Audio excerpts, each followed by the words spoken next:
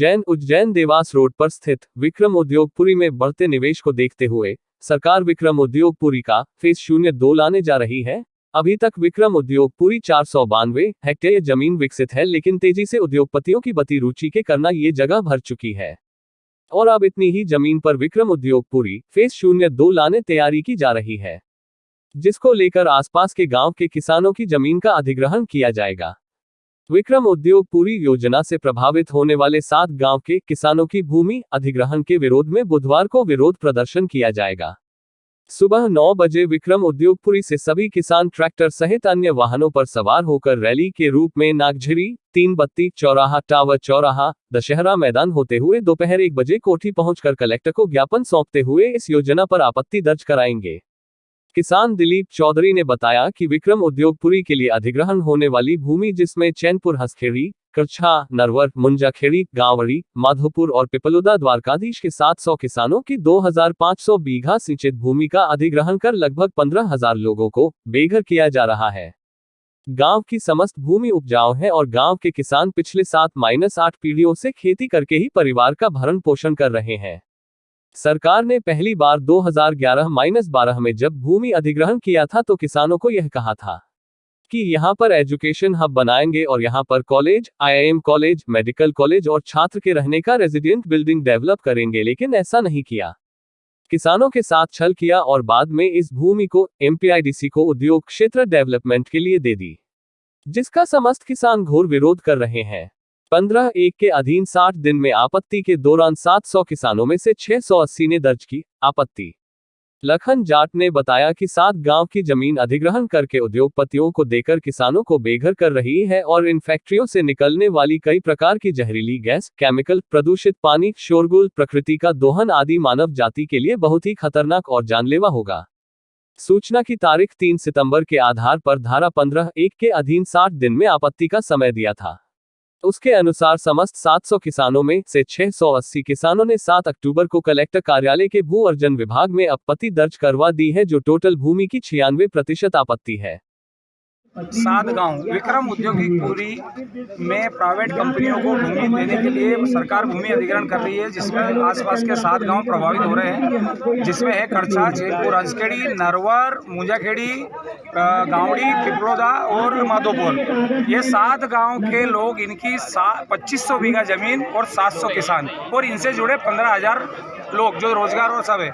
अगर ये जो भूमि ले रहे हैं ये 100% सिंचित भूमि ले रहे हैं, जबकि कानून 2013 में ये स्पष्ट उल्लेख है कि सरकार किसी भी प्राइवेट प्रयोजन के लिए सिंचित भूमि नहीं ले सकती। उसके लिए इनको अनुपजाऊ और बंजर भूमि का अधिग्रहण करके कंपनियों को वहाँ पे विस्थापित करना चाहिए। ये कानून में लिखा हुआ है 2013 के।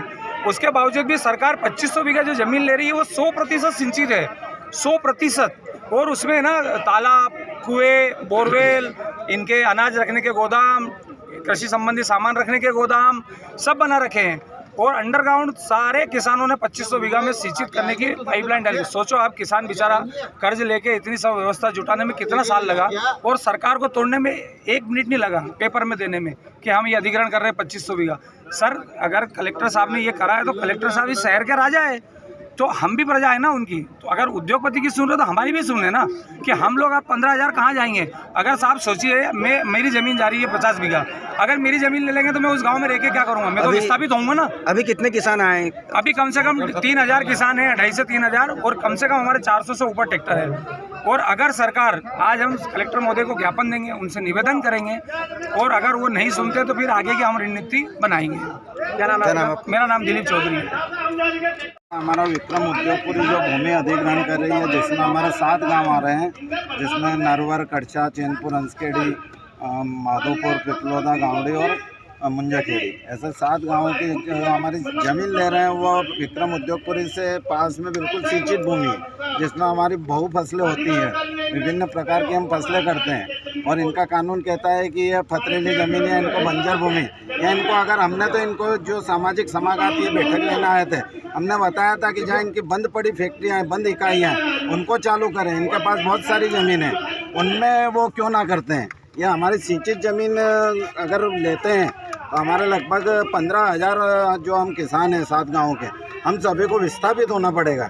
इसके लिए हम आज आए हैं कलेक्टर साहब से निवेदन प्रशासन ने पहले भी आपके साथ मीटिंग ली थी, उस मीटिंग में क्या उस मीटिंग में हम सभी ने विरोध दर्ज करवाया था। हम अपनी सिंचित भूमि नहीं देना चाहते किसी भी प्रकार से, क्योंकि हम सिंचित भूमि अगर ये ले लेते हैं तो हमें तो नए सिरे से हमारा जीवन शुरुआत करने के लिए प्रयास करना पड़ेगा। प्रशासन आपकी बात नहीं सुनता तो आगे क्या कदम उठाएंगे? अब प्रशासन अगर हमारी बात नहीं सुनता है तो उसके लिए हम अगली रणनीति तैयार करेंगे। आज कलेक्टर साहब को ज्ञापन देते हैं, इसके बाद में देखते हैं कि ये क्या हमें जवाब देते हैं। क्या नाम है आपका?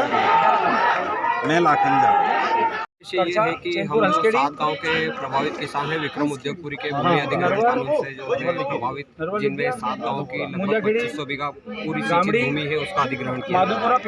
तो हमारी सरकार से यही विनती है कि हमारी ये सिंचित भूमि का अधिग्रहण ना करें, क्योंकि 2013 के कानून में साफ लिखा है कि सिंचित भूमि का अधिग्रहण नहीं किया जाता है।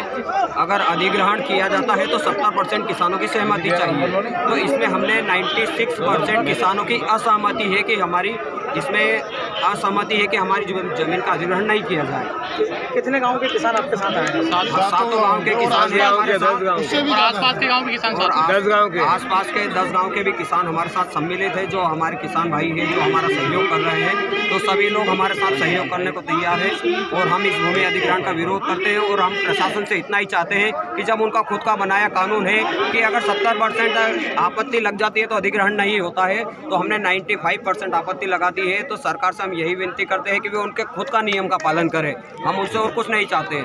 हमारे 95% आपत्ति लग चुकी है। क्या नाम आपका? मैं विकास जाट।